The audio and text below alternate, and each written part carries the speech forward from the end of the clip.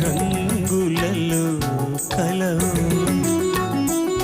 ఎద పొంగులలో కళవు.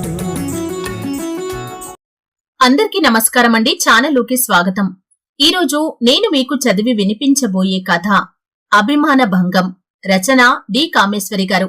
కథలోకి వెళ్లే ముందు నా చిన్న విన్నపం అండి, కథ నచ్చితే లైక్ చేయటం అస్సలు మర్చిపోకండి. మీరు చేసే ఒక్క లైక్ నాకు ఎంతో ప్రోత్సాహాన్ని అందిస్తుంది. అలాగే కథ మీకు ఎలా అనిపించిందో మీ అభిప్రాయాన్ని ఖచ్చితంగా నాతో పంచుకోండి. మరిన్ని మంచి మంచి కథలు వినడానికి నా ఛానల్ ని సబ్స్క్రైబ్ చేసుకుని నాకు సపోర్ట్ చేయండి. ఇక కథలోకి వెళ్లిపోదాం.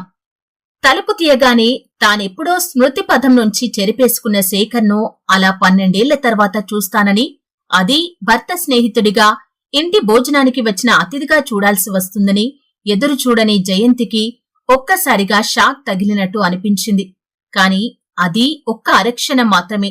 అతని ముఖంలో కనిపించిన బెదురు, భయం, తత్తరపాటు అతను షాక్ అయ్యాడని చెప్పాయి. తననిక్కడ స్నేహితుడి భార్యగా చూసిన అతని స్థితి అర్థమైంది జయంతికి. అతని ముఖం మాడిపోయింది. గాబరా పడిపోయాడు. ఇద్దరిని ఒకరినొకరికి పరిచయం చేయాలనుకున్న జయంతి పతిదేవుడు కృష్ణమూర్తి ఇద్దరిని వింతగా చూశాడు. మరుక్షణం అతని ముఖం మాడింది. తామిద్దరి ముఖాలు మాడాయంటే అర్థం ఉంది. ఈయనగారి ముఖం ఎందుకు మాడింది చెప్పమా? ఆప్తమిత్రుడు తాను చేసిన ఘనకార్యం మిత్రుడికి చెప్పుకున్నాడేమో. తాను అతని భార్యనని తెలియక ఆఫీస్ నుంచి ఇంటికి కారులో వస్తూ స్నేహితుడికి చాలా గొప్పగా చేసిన విధవ పని చెప్పాడేమో. చెప్పుకొని ఇద్దరూ ఓ ఆడకూతుర్ని ఏడిపించి శాస్తి చేశామని గర్వంగా నవ్వుకుని ఉంటారు. తీరా ఇంటికి వచ్చాక ఆ ఆడకూతురు ఎవరో కాదు అన్నది ఇద్దరికీ అర్థమై షాక్ అయినట్టున్నారు. మధ్యాహ్నం 11 గంటల వేళ ప్రాణ స్నేహితుడు చంద్రం ఊరికి వచ్చి కలిశాడు. లంచ్ కి తీసుకొస్తున్నాను, వంట బాగా చెయ్యి, వాడు భోజన ప్రియుడు అంటూ మిత్రుడి ఇష్టాయిష్టాలు ఏకరువు పెడితే జయంతికి చిర్రెత్తింది. వంట పూర్తి చేశాక మళ్లీ వండటం, ఆఫీస్లో ఎవరో కొలీగ్స్ యాక్సిడెంట్లో పోతే ఇచ్చిన సెలవు ఇలా వండి పెట్టడానికా అన్నట్లు చిరాకు వచ్చింది. కాని భర్తగారి స్నేహితుడాయే కాదనటం ఎలా? ఆ చంద్రంగాడే ఈ చంద్రశేఖరుడని ఊహించలేకపోవటం తన తప్ప. అందరికన్నా ముందు తేరుకున్న జయంతి దారి తొలగి అతిథిని ఆహ్వానిస్తున్నట్లు రాని నవ్వు నవ్వింది. కాని అతిథి దేవుడు బెదురుగొడ్డులా లోపలికి వచ్చే సాహసం చేయలేనట్లు చెమటలు కార్చుకుంటూ, సారీరా, ముఖ్యమైన అపాయింట్మెంట్ ఉంది, మర్చిపోయాను, sorry for the trouble, some other time అంటూ మొహం చూపలేనట్లు తల దించేసుకుని పరిగెత్తినట్టే వెళ్లి టాక్సీ ఎక్కేశాడు. పతిదేవుడు ఏమైనా అనే లోపలే అనే అవకాశం ఇవ్వకముందే టాక్సీ కదిలిపోయింది. పిరికిపంద అలా పారిపోవటం ద్వారా అతను చేసిన వెధవ పని మిత్రుడికి మరింతగా తెలుస్తుంది అన్న ఇంగిత జ్ఞానం కూడా లేనట్లుంది. వెళ్లిన టాక్సీ నుంచి దృష్టి మరల్చి భార్య వైపు చూశాడు కృష్ణమూర్తి. జయంతి నిర్లక్ష్యంగా ఓ నవ్వు నవ్వి, ఏమైంది మీ స్నేహితుడికి, ఎందుకలా పరిగెత్తాడు? కించిత్తు హేళన మేలవించి అంది. పతిదేవుడు అనుమానంగా భార్య వంక చూశాడు. వీడు నీకు తెలుసా? అదోలా చూస్తూ అడిగాడు. ఆ తెలుసు, వెనుతిరిగి లోపలికి నడుస్తూ నిర్లక్ష్యంగా అంది జయంతి. ఎలా తెలుసు? మరో అనుమానపు చూపు. కాలేజీలో నా సీనియర్, టేబుల్ మీద ప్లేట్లు గ్లాసులు సర్దుతూ అంది. చంద్రం నీకు బాగా తెలుసా? బాగా అంటే అర్థం? కాలేజీలోకి నేను బీఎస్సీ మొదటి సంవత్సరంలో చేరినప్పుడు అతను ఫైనల్ ఇయర్లో ఉన్నాడు. అంతేనా? క్రాస్ ఎగ్జామిన్ మొదలైంది. జయంతి కృష్ణమూర్తి వంక సూటిగా చూసి, అంతేనా అంటే ఇంకా ఏముందనా అంది. అదే అడుగుతున్నాను. కాలేజీలో క్లాస్మేట్ అయితే పాత స్నేహితులని చూసి ఆనందిస్తాం, ఇన్నాళ్లకి కలుసుకున్నామని సంతోషపడతాం. కాని చంద్రం ఎందుకలా గాబరా పడిపోయాడు? కుర్చీ జరిపి కూర్చున్నాడు, భార్యను పట్టి పట్టి చూస్తూ. జయంతి కోపంగా చేతిలో గరిట టేబుల్ మీద పడేసి, ఈ ప్రశ్న అడగవలసింది అతన్ని, పారిపోయింది అతను, కాబట్టి ఈ క్రాస్ ఎగ్జామిన్ అతన్ని చేయండి అంది తీవ్రంగా చూసి. కృష్ణమూర్తి ముఖం మార్చుకుని, వాడు నిన్ను చూసి గాబరా పడిపోయాడు అంటే దానర్థం మీ ఇద్దరి మధ్య ఏదో జరిగినట్టుంది. అతనికి నీకు మధ్య? కృష్ణమూర్తి జయంతిని నిలేస్తున్నట్టు అడిగాడు. అతనికి నాకు మధ్య ఏం జరుగుంటుందని మీ ఉద్దేశం? జయంతి చాలా నిబ్బరంగా అన్నం కలుపుకుంటూ అంది. నాకేం తెలుసు, నీకు తెలియాలి, అందుకే అడుగుతున్నాను హేళనగా అన్నాడు. మా ఇద్దరి మధ్య ఏం జరిగిందో అతను మీకు చెప్పే ఉంటాడు. అఫ్కోర్స్ ఆ నేను ఈ నేను ఒకరే అని తెలియక ఆప్తమిత్రునికి చెప్పే ఉంటాడు. మళ్లీ అడగటంలో మీ ఉద్దేశం ఏమిటి? జయంతి తీక్షణంగా అంది. ఈసారి కృష్ణమూర్తికి కోపం వచ్చేసింది. ఆ నిర్లక్ష్యానికి, ఆ పొగరుగా జవాబిచ్చిన తీరుకి భర్తగారికి కోపం వచ్చింది. భార్య గాబరా పడలేదు, భయపడలేదు, తప్పు చేసిన దానిలా తలదించుకోలేదు, జరిగింది దాచాలని ప్రయత్నించలేదు. మొగుడు ఏమంటాడో ఏమనుకుంటాడో అన్న బిడియం లేదు, తన కాపురం ఎలా తగలబడుతుందో అన్న భయం అస్సలే లేకుండా అలా నిర్లక్ష్యంగా దులిపేసుకుని ఒంటిమీద ఈగ వాలితే దులుపుకున్నంత తేలిగ్గా అనేయడం భరించలేకపోయాడు. మొగుణ్ణి కొట్టి మొగసాల ఎక్కి ఏడ్చినట్టుంది. నీ వరస, జరిగిందానికి సిగ్గుపడ్డం పోయి నా మీద ఎగురుతున్నావు. ముఖం ఎర్రపరుచుకుని అరిచాడు. జరిగిన దాంట్లో నా బాధ్యత లేదు, నా తప్పు అసలే లేదు. నేనెందుకు సిగ్గుపడాలి? సిగ్గుపడాల్సింది మీ మిత్రుడు. నేను మొగుణ్ణి కొట్టలేదు, మొగసాల ఎక్కి నలుగురిని పిలిచి చెప్పనూ లేదు. అవును, చెప్పకుండా ఎవరికీ తెలియకుండా గుట్టు చప్పుడు కాకుండా దాచేసి తగుదునమ్మా అని నన్ను పెళ్లాడేశావు. ఇప్పుడు వీడు కనుక రాకపోయి ఉంటే, వాడు నా స్నేహితుడు కాకపోయి ఉంటే, వాడు నిన్ను చూడకపోయి ఉంటే మహా చక్కగా పతివ్రతలా నటించేసేదానివి లైఫ్ అంతా కూడా. నేను పతివ్రతనే. నేను మిమ్మల్ని పెళ్లి చేసుకున్నాక పరాయి పురుషుణ్ణి చూడలేదు, ప్రేమించలేదు, తాకలేదు. జయంతి వ్యంగ్యంగా అంది. అంటే పెళ్లికి ముందు ఏం జరిగినా పర్వాలేదనా నీ ఉద్దేశం? అవేమీ పెళ్లాడేవాడికి చెప్పక్కర్లేదనా నీ ఉద్దేశం? నా పెళ్లికి ముందు ఎన్నో సంఘటనలు జరిగాయి. 23 ఏళ్లలో అవన్నీ వరుసగా టైం రాసుకొని చూపించాలని నాకు తెలియదు. 23 ఏళ్లలో ఎన్నో దెబ్బలు తగిలాయి. ఎన్నిసార్లు పడ్డాను. ఒకసారి చెయ్యి విరిగింది, ఒకసారి పడి పన్ను విరగొట్టుకున్నాను, ఓసారి టైఫాయిడ్ వచ్చి పరీక్షకి వెళ్ళక ఫెయిల్ అయ్యాను, ఓసారి మా అత్త కొడుకు మెట్టు దిగుతుంటే వెనక నుంచి కౌగిలించుకుంటే దవడ మీద నుండి ఒకటిచ్చాను, ఓసారి సినిమా హాల్లో ఓ వెధవ వెనక నుంచి నా నడుం మీద వేళ్లు ఆడించాడు, ఓసారి బస్సులో వస్తుంటే మరో వెధవ అంతకంటే చెత్త పని ఇంకోటి చేశాడు, ఓసారి నా గొలుసు పారేసుకుని అమ్మచేత దెబ్బలు తిన్నాను, ఓసారి స్కూటర్ మీద వెళ్తుంటే కింద పడ్డాను. ఆపు, తెలివిగా మాట్లాడుతున్నానని అనుకోకు. ఈ పడటాలు, దెబ్బలు, తగలటాలు, చెయ్యి విరగొట్టుకోటాలు వీటన్నింటి గురించి ఎవరూ అడగలేదు. ఇవన్నీ ముఖ్యమైన విషయాలు కావు, కోపంగా అన్నాడు. నా దృష్టిలో అదో ముఖ్యమైన విషయం కాదు, అందుకే చెప్పలేదు. అది 4 రోజుల్లో దెబ్బ నయమైపోయినట్టే మర్చిపోయే యాక్సిడెంట్ అనుకున్నాను. జయంతి మాటలకు వెస్తుపోయి చూశాడు కృష్ణమూర్తి. అతనికి కోపంతో మాటలు తడబడిపోయాయి. ఒక భార్య భర్తతో ఇంత నిబ్బరంగా నిర్లక్ష్యంగా మాట్లాడటం సహించలేకపోతున్నాడు. సిగ్గుపడి బెదిరిపోయి తప్పైంది అని ప్రాధేయపడకుండా, జరిగింది అవమానం అనుకోకుండా, చెయ్యి విరిగిందన్న విషయమంత మామూలుగా ఆ విషయం తీసుకొని మాట్లాడటం అతను ఎదురు చూడని విషయం. ఓ ఆడదాన్ని ఓ మగాడు బలాత్కారం చేశాడంటే శీలం పోవటం ఇంత తేలిక విషయంగా మాట్లాడుతున్న జయంతిని, ఆమె నిబ్బరాన్ని చూసి నోట మాట రానట్లయింది అతడికి. నిన్ను ఓ మగాడు మానభంగం చేస్తే అతని మాట పూర్తి కాలేదు. జయంతి భద్రకాళిలా అరిచింది. Stop it, don't use that word. బెదిరిస్తూ కళ్ళెర్ర చేసింది. ఆ మానభంగం అన్న మాట వాడొద్దు. మానం, దానికి భంగం అంతా ట్రాష్.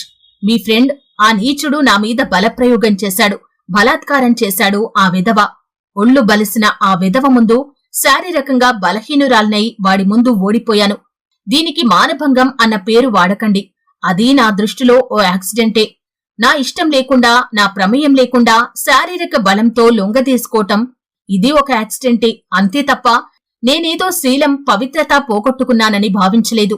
నేను కావాలనుకోనిది నా మీద బలవంతంగా రుద్దపడటంలో నా తప్పు లేదు కనుక.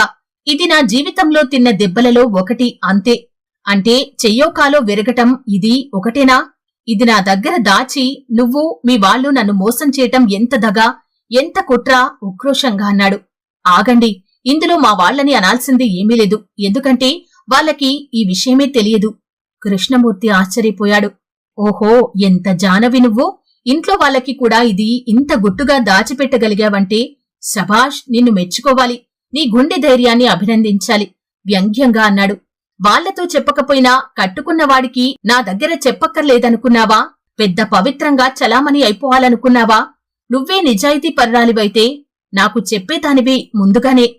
చెప్పానుగా, ఇది నా దృష్టిలో శారీరకంగా తగిలిన దెబ్బ మాత్రమే, అందుకని దీనికి నేను ప్రాముఖ్యత ఇవ్వలేదు. జరిగిందాన్ని చెప్పి వాళ్ళని అనవసరంగా బాధపెట్టడం అనవసరమనిపించి వాళ్లకి మీకు చెప్పలేదు. నేను కావాలని ఇంకెవరినో మానసికంగా ప్రేమించి వాడితో శారీరక బంధం ఏర్పరచుకుని అది దాచి మిమ్మల్ని పెళ్లాడి ఉంటే అదీ తప్పు నా దృష్టిలో. అసలు పెళ్లి కాకముందు అనేకం జరుగుతుంటాయి. మీరు ఎందరో అమ్మాయిల వెంట పడుండొచ్చు, ఉత్తరాలు రాసి ఉండొచ్చు, లంచ్లకి డిన్నర్లకి వాళ్లను తీసుకెళ్లి ఉండవచ్చు.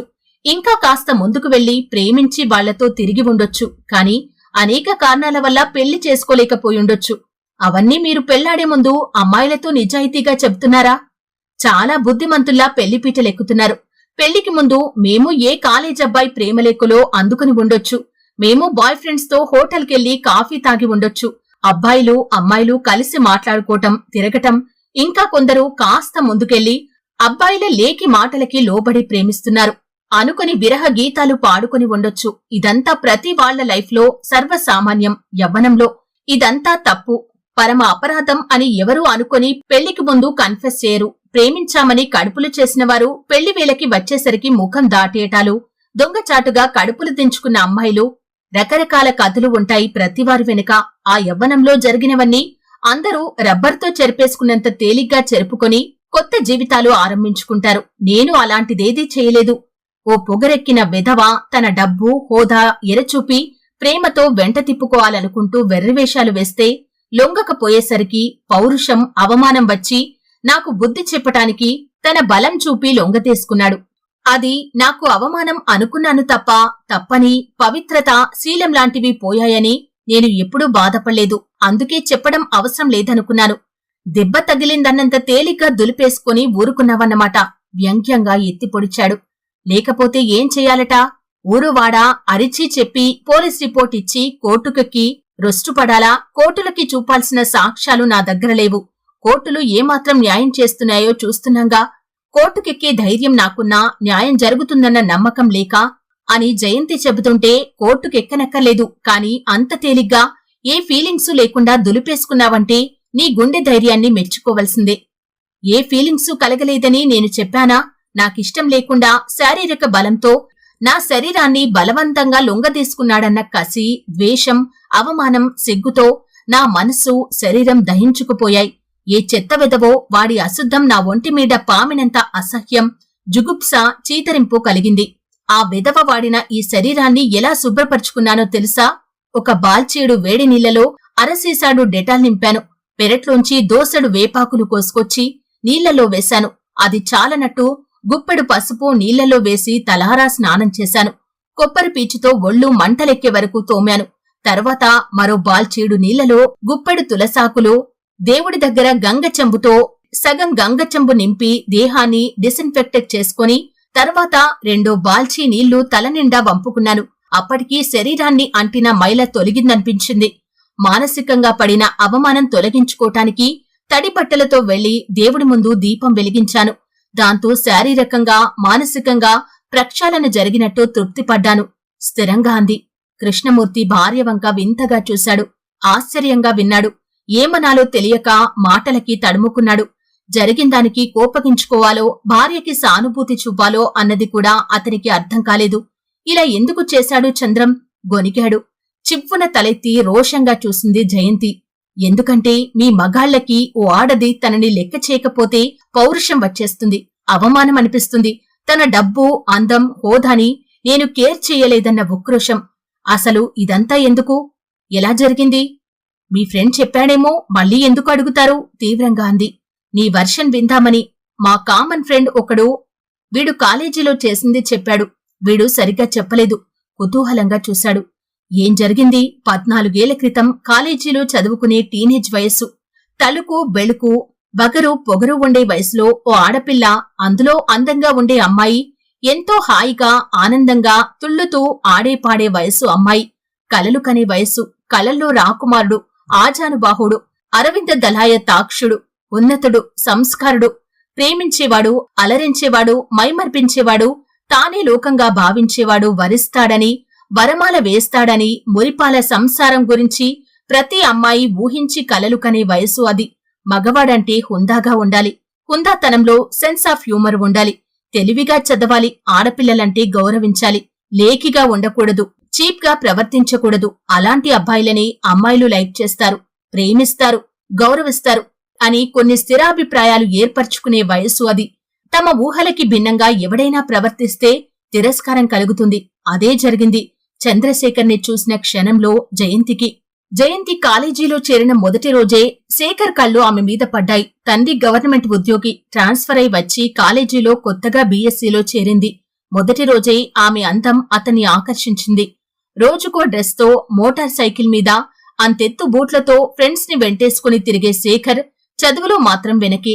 ఏదో డిగ్రీ కావాలనుకుని చదవటం తప్ప తండ్రి బిజినెస్లు చూసుకుంటే చాలు, కష్టపడి డిగ్రీల మీద డిగ్రీలు సంపాదించే పెద్ద చదువులు అక్కర్లేదన్న ధీమా. దాంతో అటెండెన్స్ కి మాత్రమే కాలేజీ, చదువుకి కాదు అన్న గ్రూప్ అంతా కలిసి ఆడపిల్లల్ని ఆకర్షించటానికి పాట్లు పడటం. ఆకర్షణకి లొంగిన వాళ్లతో షికార్లు, సినిమాలు, హోటళ్లు తిరిగే గ్యాంగ్ అది. వీళ్ల గురించి నెల రోజులకే జయంతికి అర్థమైంది. అర్థం కానిది ఉంటే సీనియర్లు చెప్పారు. అలా శేఖర్ అంటే మొదట్లోనే తేలిక భావం ఏర్పడిపోయింది. అతను రోజురోజుకి ఆమె పట్ల ఆకర్షితుడు అయితున్న కొద్దీ ఆమెకి అతని పట్ల ఏహ్యత రోజురోజుకి పెరిగింది. అతన్ని చూడగానే ముఖం చిట్లించుకునేది. అతని వెకిలి వేషాలను తిరస్కారంగా చూసేది. అది అతని అహాన్ని రెచ్చగొట్టింది. తనలాంటి అందగాడు, డబ్బున్నవాడు ఆమె కోసం, ఆమె స్నేహం కోసం ఆరాటపడుతుంటే లెక్కలేనట్లే విదిల్చుకుని తనవైపు కన్నెత్తైనా చూడకపోవటంతో అతని అహం దెబ్బతింది. ఏమనుకుంటోంది బోడి, దీనిపాటి నాకెవరూ దొరకరనుకుంటోంది కాబోలు. ఏదో పెద్ద అందగత్తెనని గర్వం. నే తలుచుకుంటే దీని పొగరు నిమిషంలో అనుస్తా. పలకరిస్తే ముఖం తిప్పుకొని వెళ్ళిపోతుందా? పుస్తకం అడిగితే విసురుగా లేదంటుందా? చూస్తున్నా దీని వరస. మిత్రుల దగ్గర ఉక్రోషం వెళ్లగక్కేవాడు. మిత్రబృందం 4 సమితలు వేసి మంట ఎగబోసేవారు. స్నేహితుల చెల్లెల ద్వారా రాయబారాలు నడిచాయి. పాపం ఆ శేఖర్ నువ్వంటే పడి చేస్తున్నాడే. పాపం అంతలా వెనకబడుతుంటే మాట్లాడితే నీ సొమ్మేం పోతుంది? స్నేహితురాళ్లు వకాల్తా పుచ్చుకున్నట్టు మాటలు. చా, వాణ్ణి చూస్తేనే నాకు తిక్కరేగుతుంది. చదువు సంధ్య లేకుండా రోజుకో డ్రెస్ వేసుకుని మోటార్ సైకిల్ మీద తిరగటం గొప్ప అనుకుంటున్నాడు కాబోలు. అది చూసి ఆడపిల్లలు వలలో పడిపోతారనుకుంటున్నాడేమో. వాడి సంగతి నా దగ్గర చెప్పొద్దు. అసహ్యమంతా ఆమె మాటల్లో, ఆమె ముఖంలో చూపించింది. ఆ కబురు శేఖర్ దగ్గరికి చేరింది. అవమానం జరిగిపోయినట్టు ఉడికిపోయాడు. మిత్రులు మరింత ఎగదోశారు. వాడి బాబుకి 2 ఫ్యాక్టరీలుంటే నాకేం, 3 కార్లుంటే నాకేం, అవన్నీ వాడి బాబుకున్నాయి, వీడికేముందట? చదివి అవన్నీ వాడు సంపాదిస్తే అప్పుడు వస్తుంది గౌరవం. తండ్రి డబ్బుతో సోకులు చేసుకు తిరగటం కాదు. అందిరా, చూస్తున్నా వాడి వ్యవహారం. సిగ్గు లేకుండా ఆడపిల్లల్ని ఏడిపించటం, కామెంట్స్ పాస్ చేయటం గొప్ప అనుకుంటున్నారేమో. అది వాడి సంస్కారాన్ని తెలుపుతుంది. ఇలాంటి కబుర్లన్నీ విన్న శేఖర్ ముఖం అవమానంతో మాడిపోయేది. జయంతి తిరస్కారం అతనిలో కక్ష రేపింది. తనని గడ్డిపోచలా తీసిపారేయటం సహించలేకపోయాడు. తాను గడ్డిపోచ కాదన్నది ఆమెకు అర్థం కావాలన్న పంతం పెరిగింది. ఆమె అహం అణచాలన్న ప్రతీకార వాంఛ రోజురోజుకి పెరిగింది. అదను కోసం వేచాడు. ఆమె ఇంటిల్లిపాది మిత్రులతో యాదగిరిగుట్ట వెళ్లారు. చదువుకునే మిత్రులు కబురు అందించారు. 4 గంటల వేళ ఎవరూ చూడకుండా తలుపు తట్టాడు. ఎవరో అని తలుపు తీసిన జయంతికి మాట్లాడే అవకాశం కాని, అరిచే అవకాశం కాని, ప్రతిఘటించే అవకాశం కాని ఇవ్వకుండా వెంట తెచ్చుకున్న రుమాలు నోట్లో కుక్కి తెచ్చిన తాడుతో చేతులు కట్టి ఆమె మీద కక్ష తీర్చుకున్నాడు. ఆమె కళ్లల్లో నిస్సహాయత్వం అతని అహాన్ని అణిచింది. ఆమె కంట తిరిగిన నీరు ప్రతీకార జ్వాలని చల్లార్చింది. మగాడి అహంతో ఎప్పుడూ ఆడుకోకు. వెళ్లే ముందు వార్నింగ్ ఇచ్చాడు. నా మీద కంప్లైంట్ ఇస్తే పోయేది నీ పరువే. నే చేశాను అనటానికి నీకే సాక్ష్యం లేదు. కోర్టుకి సాక్ష్యం కావాలి. పోలీసులని కొనగలిగే డబ్బు మాకుంది. కావున కంప్లైంట్ చేసి ఫూల్వి అవ్వకు. ఇలాంటి ఉచిత సలహాలు పారేసి రుమాలు తాడు తీసుకుని బయటకు వెళ్లిపోయాడు. అప్పటి జయంతి స్థితి వర్ణించటానికి మాటలు లేవు. 1 గంట దిమ్మెరపోయి ఆలోచనారహితంగా కూర్చుండిపోయింది. మరో గంట ఆవేశంతో రకరకాలుగా ఏం చెయ్యాలి అన్నది ఆలోచించింది. అన్ని కోణాల నుంచి కోర్టుకి కళ్ళు లేవు, చెవులు తప్ప. పోలీసులకి చెప్పటం అంటే తను తన వారి పరువు పేపర్లో వేయించుకున్నట్లే. వాడు పొగరుగా చెప్పినా నిజమే చెప్పాడు. తనేం చెయ్యలేదని వాడికి తెలుసు. నిజం చెప్పి తల్లిదండ్రులను బాధపెట్టి నలుగురిలో నవ్వులపాలు అవటం తప్ప ఒరిగేదేమీ లేదు. ఇదే ఏ బయటెక్కడో అయితే అందరికీ తెలిసేది. కొందరైనా తన మాట నమ్మేవారు, కొన్నైనా సాక్ష్యాలు చూపగలిగేది. కాని తన ఇంట్లో ఎంత తెలివిగా ప్లాన్ అమలు చేశాడు. తనే పిలిచింది అని చెప్పినా చెప్పగలడు. ఇప్పుడు ఇది బయటకు చెప్పి తాను ఫూలవ్వటం తప్ప వాడన్నట్టు ఏమీ జరగదు. ఆవేశాన్ని వివేకం అణిచేసింది. అందరూ ఇంటికి వచ్చేసరికి ఇల్లు, మనసు, శరీరం యథాప్రకారంగా మార్చింది. ఇప్పుడేమిటే తలస్నానం చేశావు? ఇంటికొచ్చిన తల్లి ఆశ్చర్యంగా అడిగింది. చదివి బుర్ర వేడెక్కింది. చెమట పట్టి చీదరగా ఉందనే స్నానం చేశా. ఎప్పుడూ లేంది దేవుడికి దీపం పెట్టావు. ఈ భక్తి ఎప్పటినుంచి? తేలిగ్గా నవ్వి అంది. ఆ రోజుతో ఆ సంఘటన మర్చిపోవాలని ప్రయత్నించింది. కాని శేఖర్ మర్చిపోనివ్వలేదు. గిల్టీ కాన్షియస్ మనసుని తినేస్తుంది కాబోలు. ఏదో ఆవేశంలో చేసినా మర్నాడు జయంతిని చూడ్డానికి ముఖం చెల్లలేదు. ఏం గొడవ చేస్తుందో అని భయపడ్డ అతను జయంతి ఏం జరగనట్టే వండిపోవటంతో ఆశ్చర్యపడ్డాడు. పైకి ఎంత నిర్లక్ష్యం నటించినా జయంతి ముఖంలో పూర్వపు చలాకీతనం, ఆ కళ్లల్లో ఆత్మవిశ్వాసం కోల్పోయినట్టు ఉండటం చూసి అతనిలో ఆత్మవిమర్శ, తప్పు చేశానన్న భావం మొదలైంది. ఆగలేక జయంతిని క్షమించమని కోరుతూ, మనం పెళ్లి చేసుకుందాం, నిన్ను మనసారా ప్రేమిస్తున్నాను అంటూ రాశాడు పశ్చాత్తాపం కనబరుస్తూ. నిన్ను పెళ్లాడే కంటే వీధిన పోయే ముష్టివాణ్ణి పెళ్లాడతాను, నా జోలికి రాకు, మరో ఉత్తరం రాయకు, రాస్తే నా శవం చూస్తావు, చచ్చే ముందు నువ్వు చేసిన పని అందరికీ తెలిసేటట్టు చేసి మరీ చస్తాను, ఇది నిజం అంటూ రాసింది. దాంతో శేఖర్ బెదిరాడు. జయంతి జోలికి వెళ్లటం మానేశాడు. ముళ్లమీద ఉన్నట్టు 3 నెలలు గడిపి పరీక్ష రాశాను అనిపించుకొని ఆ కాలేజీ నుంచి బయటపడ్డాడు. ఆ మనిషి ఇన్నేళ్ల తర్వాత ఇలా కనిపిస్తాడని ఊహించని జయంతి ఎంత నిబ్బరంగా ఉందాం అనుకున్నా ఈ విషయాన్ని తనంత తేలిగ్గా తనని కట్టుకున్నవాడు తీసుకోడు అన్నది ఆమెకి అర్థమవసాగింది. 12 ఏళ్ల వైవాహిక జీవితం, 2 పిల్లల తల్లి అయిన తన భార్య గతం అనవసరం అనుకునే సహృదయత ఓ మగాడికి, ఓ మొగుడికి ఉంటుందని ఆశించటం అత్యాశేమో అనిపించసాగింది జయంతికి. ఏమిటి అలా చూస్తున్నారు? నేనెందుకు ఎవరికీ చెప్పలేదో అర్థమైందా? కాని నాకర్థం కానిది ఏమిటంటే, అప్పుడు అంత పశ్చాత్తాపం ఒలకబోసి తర్వాత నా జోలికి రావటం మానేసిన ఆ శేఖర్ పనిగట్టుకు ఇన్నాళ్ల తర్వాత మీరెవరో తెలియకుండా ఎందుకు చెప్పాడు? మీరు ఎవరో తెలిసి చెబితే నా మీద కసి తీర్చుకోటానికి, నా కాపురం పాడు చేయటానికి చెప్పాడని అనుకోవచ్చు. పాత సంగతి ఎందుకు తవ్వాడు? సాలోచనగా చూస్తూ అంది. వాడు నాతో చెప్పలేదు, నేనే వాణ్ణి అడిగాను, కృష్ణమూర్తి అన్నాడు. మీరడిగారా? మీకెలా తెలుసు ఈ విషయం? ఈసారి ఆశ్చర్యపోవటం జయంతి వంతైంది. మా ఇద్దరికీ కామన్ ఫ్రెండ్ శ్రీధర్ అని ఉన్నాడ్లే. నేను శేఖర్ కంటే ఓ ఏడాది సీనియర్ని. నేను కాలేజీ నుంచి వెళ్లిపోయాక జరిగిన సంఘటన ఆ మధ్య శ్రీధర్ కనిపించి చెప్పాడు. శేఖర్ నా జూనియర్ అయిన రూమ్మేట్. మా ఇద్దరి స్నేహం తెలిసిన శ్రీధర్ శేఖర్ చేసిన పని చెప్పాడు. అది గుర్తువచ్చి అడిగా. పాపం వాడు నాకు తెలిసిందని చాలా సిగ్గుపడుతూ చేసిన తప్పు చెప్పాడు. ఏమిటోరా, ఆ అమ్మాయి నన్ను నిర్లక్ష్యం చేసి రెచ్చగొట్టిందన్న అహంతో, ఉడుకు రక్తం వేడిలో ముందు వెనకలు ఆలోచించకుండా ఆవేశంతో అమ్మాయి జీవితంతో ఆడుకున్నాను. ఆ వయస్సులో పొగరు, వగరు, ప్రతీకారం తీర్చుకునే వరకు దుగ్ధ చల్లారలేదు. ఇప్పుడు ఆలోచిస్తే ఎంత సిగ్గుగా ఉంటుందో. తప్పు చేసిన పశ్చాత్తాపం నన్ను నిలవనీయలేదు. చేసిన తప్పుకి పరిహారంగా ఆ అమ్మాయిని పెళ్లాడదామనుకున్నాను. కాని చీకొట్టి తన జోలికి వస్తే ఆత్మహత్య చేసుకుంటానని బెదిరించింది. దాంతో ఆ ప్రయత్నం మానుకున్నాను. ఈ శ్రీధర్గాడు ఇన్నాళ్ల తర్వాత పనికట్టుకుని నీకు చెప్పడమేంటి అంటూ బాధపడ్డాడు, సిగ్గుపడ్డాడు. ఇదివరకటి శేఖర్ కాదులేవాడు. ఇప్పుడు మిత్రుడి గురించి సానుభూతి చూపాడు. ఓహో, స్నేహితుడు వెధవ పనిచేసినా మీకేం కోపం రాలేదు. కాని నా తప్పు లేకపోయినా నన్ను నిలేస్తున్నారు. అంతేలేండి, పరాయి మగాడి ఇంట ఉన్నందుకే అగ్ని పరీక్ష పెట్టిన శ్రీరామచంద్రుడి వారసులుగా మీరు. మగాడి తప్పు లెక్కల్లోకి రాదు, కాని ఆడదాని తప్పు భూతద్దంలో చూడటానికి ప్రయత్నిస్తారు వ్యంగ్యంగా అంది. కృష్ణమూర్తి తలదించుకుని అన్నం కెలుకుతూ కూర్చున్నాడు.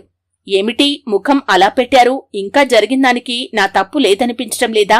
నీ తప్పు ఉన్నా లేకపోయినా, కావాలని చేయకపోయినా జరగాల్సిన అనర్థం జరిగింది. పోవాల్సింది పోయింది కదా. ఏమిటి పోయింది చెప్పండి. ఆహా చెప్పండి. శీలం పోయిందా?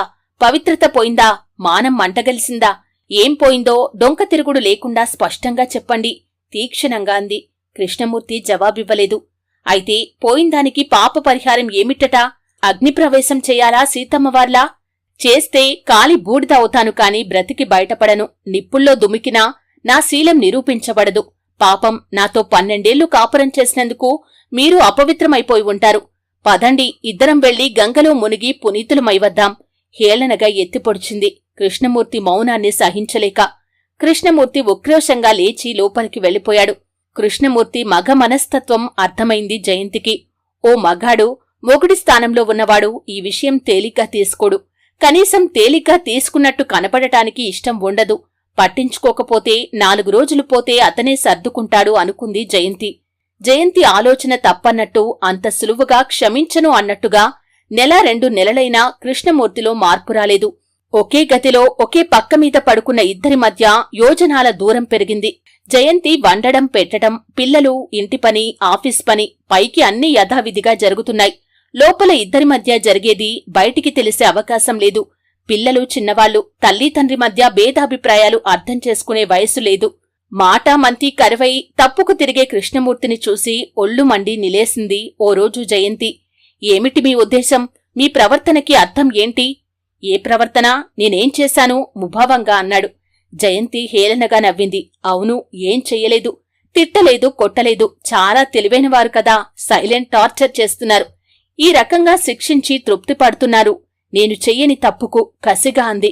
చూడు, నేను నిన్నేమైనా అన్నానా? మనిద్దరి మధ్య భార్యాభర్తల బంధం తప్ప మిగతా దాంట్లో మార్పేం లేదు కదా. పిల్లల కోసం మనం కలిసి ఉండక తప్పదు కదా. ఇంతకంటే సర్దుకోవటం నా వల్ల కాదు. ఓహో, పిల్లల కోసం కలిసి ఉన్నారన్నమాట. లేకపోతే నన్ను ఈ పాటికి ఇంట్లో నుంచి తన్ని తగిలేసేవారు కాబోలు. పర్వాలేదు, పిల్లల కోసం మీరంతగా త్యాగాలు చేయక్కర్లేదు. నాకు ఉద్యోగం ఉంది, పిల్లల్ని నేను పోషించుకోగలను. ఈ చెడిపోయిన దానికి డైవోర్స్ ఇచ్చి మీరు మహారాజులా రెండో పెళ్లి చేసుకోండి, ఉక్రోషంగా అంది. చెడిపోయావని అనలేదు, కాని చూస్తూ చూస్తూ నీతో నా వల్ల కావటం లేదు. నాకేం పెళ్లాడాలన్న కోరికలేదు.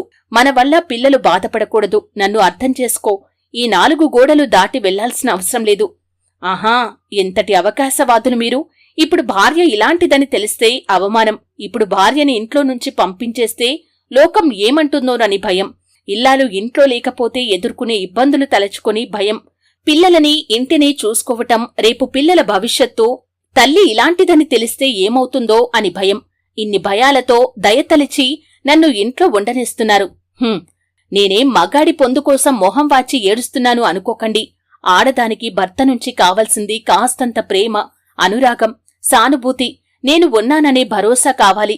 కాని జయంతి, నన్ను అర్థం చేసుకో. మనం అనవసరంగా రొస్టు పట్టొద్దు. నాకు కొంత టైమివ్వు. నిన్ను వదులుకోవాలని నాకేం లేదు. నా మనస్థితి అర్థం చేసుకో. కాలం అన్ని గాయాలు మార్పుతుంది. గాయం తగిలింది నాకైతే అది మానటానికి మీకు టైమివ్వాలి. Well said. ఎనీహౌ, నన్ను ఇంట్లో ఉండటానికి పర్మిషన్ ఇచ్చినందుకు థ్యాంక్స్ చెప్పను. ఎందుకంటే నన్ను పొమ్మనే హక్కు మీకు లేదు కనుక. ఇది నా ఇల్లు. ఇక్కడ్నుంచి నన్ను పంపాలంటే కోర్టుకెక్కి విడాకులు తీసుకోవాలి. మన మధ్య భార్యాభర్తల బంధం లేదన్నప్పుడు ఇక ఈ మంచం మీద పడుకోవటం అనవసరం. జయంతి విసురుగా గదిలోంచి వెళ్లిపోయింది. రాత్రి 11 గంటల వేళ మంచి నిద్రలో ఉన్న జయంతి ఒంటిమీద చెయ్యి పడేసరికి ఉలిక్కిపడి కళ్ళు తెరిచింది. చెయ్యి పట్టి లాగుతున్న కృష్ణమూర్తిని చూసి చీత్కారం చేస్తూ, చెయ్యి వదలండి, తీక్షణంగా అంది చెయ్యి విదిల్చుకొట్టి. జయా, ప్లీజ్ రా, మన గదిలోకి. జరిగింది మర్చిపోదాం. జరిగింది ఒక పీడకలని మర్చిపోదాం అనునయిస్తూ అన్నాడు. జయంతి అతన్ని ఓ పురుగుని చూసినట్టు తిరస్కారంగా చూసింది. వెళ్ళండిక్కనుంచి.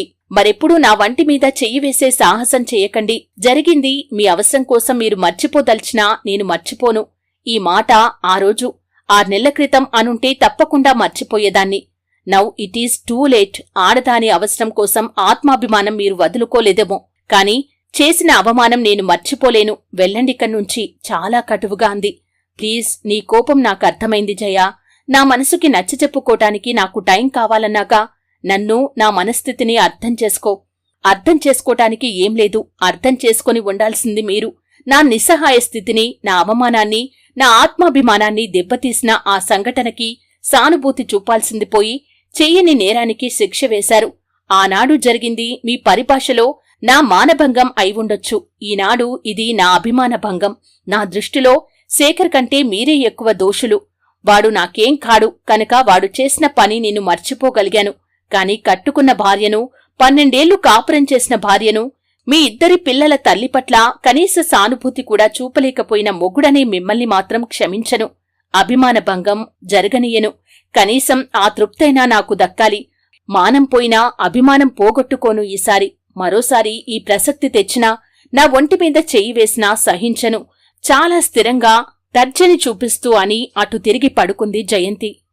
విన్నారు కదండి, కథ మీకు ఎలా అనిపించింది? మీ అభిప్రాయాన్ని ఖచ్చితంగా నాతో పంచుకోండి.